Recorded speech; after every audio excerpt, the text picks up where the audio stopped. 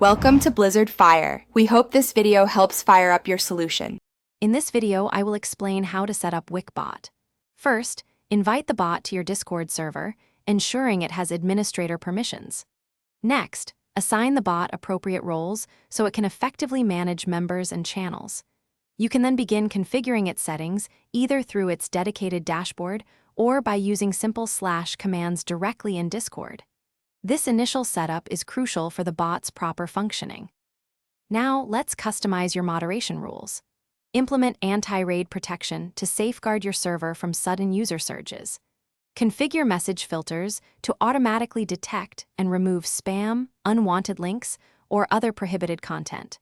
Remember to define clear punishment actions, like kicking or banning users, for those who violate your server's guidelines.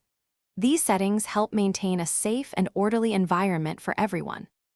Moving on to advanced security, you can enable verification systems, such as CAPTCHA, for new members joining your server. This adds an extra layer of protection against malicious accounts. Adjust the sensitivity levels for different security modules to fine-tune their effectiveness.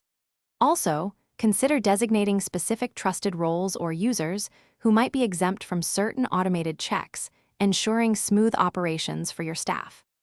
Finally, it's time to test and deploy your Wick Bot.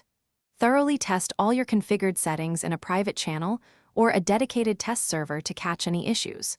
Review the bot's logs regularly to confirm it is operating as intended and effectively enforcing your rules. Once satisfied, announce the bot's activation and its benefits to your community, letting everyone know about the enhanced security and moderation. Thanks for watching. If you found this helpful, don't forget to like and subscribe.